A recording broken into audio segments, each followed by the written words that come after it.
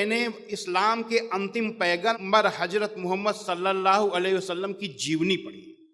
कुरान तो मैं 10 बार पढ़ चुका था, लेकिन अब जब मैंने पढ़ना शुरू किया तो मैंने सबसे पहले जीवनी पढ़ ली।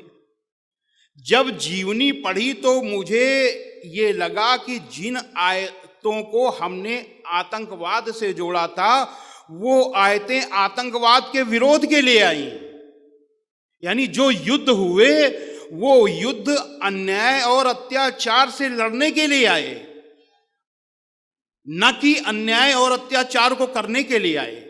क्योंकि इस्लाम के अंतिम पैगंबर हजरत मोहम्मद सल्लल्लाहु अलैहि वसल्लम पर अत्याचार हो रहे थे। जब आप मक्का में दुनिया का सबसे बड़ा सत्य, यूनिवर्सल ट्रुथ, ला इलाहा इल्लल्लाह, परमेश्वर के सिवा कोई पूज्य नहीं है, ये बता रहे थे, तो मक्का के आपके ही कबीले के लोग, कुरैश कबीले के लोग सबसे बड़े विरोधी हो गए और आपको तरह तरह से सताने लगे। आपके अनुयायियों को भूखा प्यासा नंगा अरब की तपती रेत पर लिटाया गया और ये भयानक अत्याचार 1 साल 2 साल 3 साल नहीं, लगातार 13 सालों तक चलता रहा। लेकिन धन्य है हजरत मोहम्मद सल्लल्लाहु अलैहि वसल्लम, जिन्होंने अपने अनुयायियों से कहा सब्र करो, सब्र करने वालों के साथ अल्लाह है।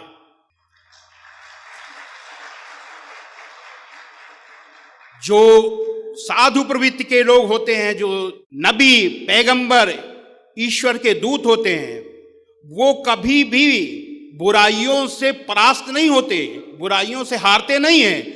समय को अनुकूल देखकर कुछ समय के लिए बुराई से दूर हो जाते हैं और जब समय अनुकूल होता है तो फिर उस बुराई को समाप्त करते हैं। तब जब हजरत मोहम्मद सल्लल्लाहु अलैहि वसल्लम ने देखा कि मक्का में अभी समय अनुकूल नहीं है, तो आप मक्का से मदीना चले गए। लेकिन शैतान तो शैतान, आपका पीछा वहां भी शैतानों ने नहीं छोड़ा।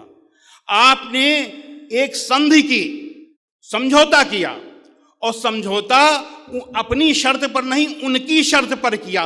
जितनी उन्होंने शर्तें ला दी, सारी की सारी शर्तें मान ली, इसलिए मान ली कि शांति स्थापित हो जाए। 13 साल तक लगातार अत्याचार अन्याय सहने के बाद किसके लिए सहा? केवल इस बात के लिए कि ईश्वर के सिवा कोई पूज्य नहीं है।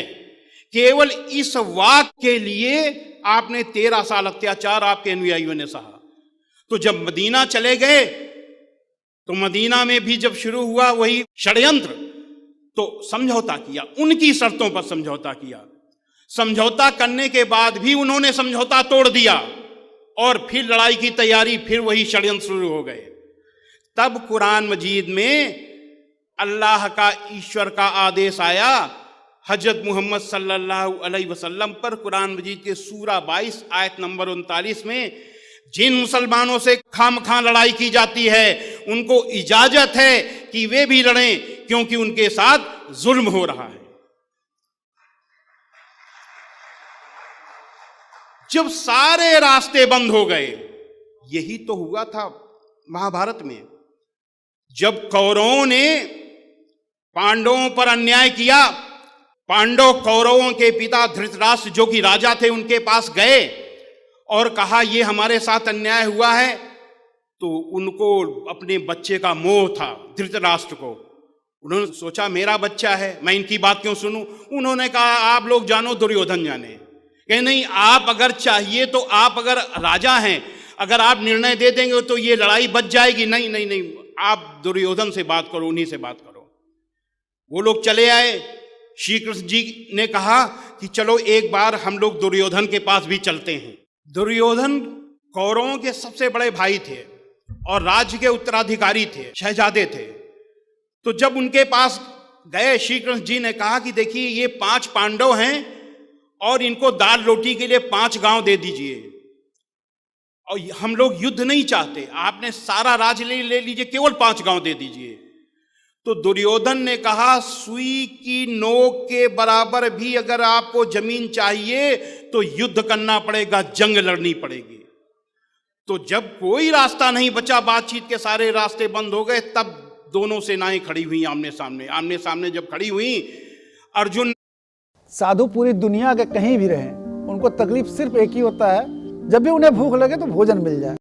दोनों सेनाएं खड़ी हुई आमने सामने जब खड़ी हुई, अर्जुन ने देखा कि हमारे सामने हमारे ही चचेरे भाई, हमारे दादे चाचे, हमारे गुरु सब खड़े हैं जिनसे हमको एक राज्य के लिए लड़ना पड़ेगा।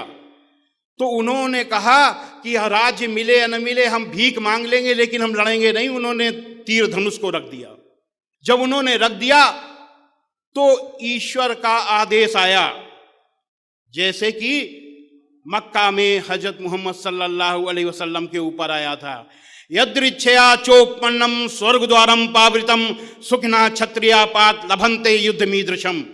अय अर्जुन, स्वर्ग के खुले हुए दरवाजे के समान अन्याय इस तरीके के युद्ध को, जो अन्याय अत्याचार और अधर्म के विरुद्ध लड़ा जाता है, ये भाग्यवान क्षत्रिय यानी किस्मत वाले लड़ाके ही पाते हैं। हतो वा प्राप्त स्वर्गम जित्वा वा भोक्षसे महीम तस्मादुत्तिष्ठ कौन्तेय युद्धाय कृत निश्चया।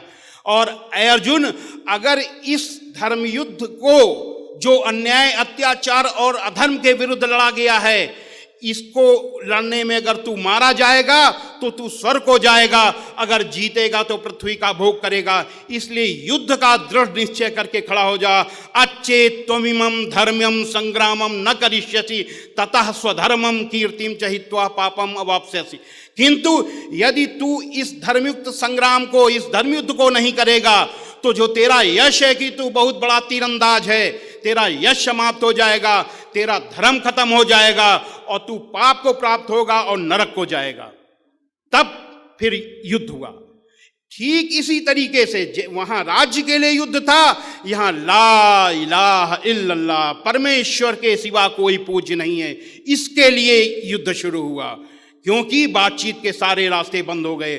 धर्म युद्ध मर्यादित होता है, इसलिए सूरा 2 आयत नंबर 190 में इस युद्ध को मर्यादित किया अल्लाह ने कि जो लोग तुमसे लड़ते हैं तुम भी खुदा की राह में उनसे लड़ो, मगर जाति न करना, कि जाति करने वालों को अल्लाह नापसंद करता है। इसीलिए हजरत मोहम्मद सल्लल्लाहु अलैहि वसल्लम ने मदीने के 10 साल के प्रवास में जितनी भी लड़ाइयां लड़ी, बड़ी लड़ाई को बचाने के लिए छोटी छोटी लड़ाइयां लड़ी। ये नहीं कि और जैसे वहां लड़ाई अधर्म के लिए, अधर्म को समाप्त करने के, ऐसे ही अधर्म को समाप्त करने, अन्याय अत्याचार को समाप्त करने, बड़ी लड़ाई को रोकने के लिए, शांति की स्थापना के लिए, अशांति के रोकने के लिए, एक बड़ी हिंसा को रोकने के लिए छोटी हिंसा की गई। और बड़ी हिंसा को जब रोकने के लिए छोटी हिंसा की जाती है तो वो अहिंसा होती है, हिंसा नहीं होती। तो जब वो उस लड़ाई में मुसलमानों की तरफ से केवल 259 लोग और गैर मुसलमानों की तरफ से 759 लोग, इधर से 259 लोग शहीद हुए और 759 लोग उधर मारे गए, यानी कुल मिला करके 1018 लोगों की जान गई। केवल 1018। 10 साल में जितनी भी लड़ाइयां हुई, केवल इतना ये मर्यादित युद्ध था।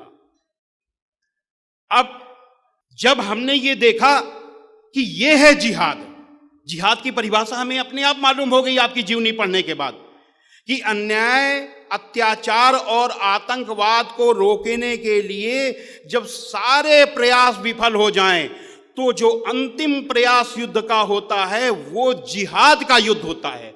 जिहाद में केवल युद्ध नहीं है, जिहाद का मतलब है कि अन्याय अत्याचार के विरुद्ध कोई भी प्रयास करो, किसी भी तरीके का प्रयास, वो जिहाद है। लेकिन अगर युद्ध कर रहे हैं तो ये युद्ध है, और ये श्रीमद् भगवद गीता में के आदेश के एकदम अनुकूल है। तब मुझे लगा कि मुझसे बहुत बड़ी गलती हो गई, चूंकि पूरे देश में मैंने जिहाद के विरुद्ध बोला है, इसलिए मेरा ही कर्तव्य बनता है कि हम अपनी बात को सही करें। इसके लिए हमने गहराई से इस्लाम का अध्ययन किया, सनातन वैदिक धर्म के बारे में हम सब जानते थे, और हमने ये तय किया कि हम लोगों को बताएंगे। क्यों? आप जरा सोचिए कि इस देश में 25 करोड़ मुसलमान हैं और 1.7 अरब के लगभग हिंदू हैं। अगर इनमें अगर इस तरीके से वैमनस्य फैल जाए और ये आतंकवादी बन जाएं या दूसरा इनसे नफरत करने लगे इस देश का बहुसंख्यक समुदाय और ये झगड़ा शुरू हो जाए, तो हमारा चलना फिरना उठना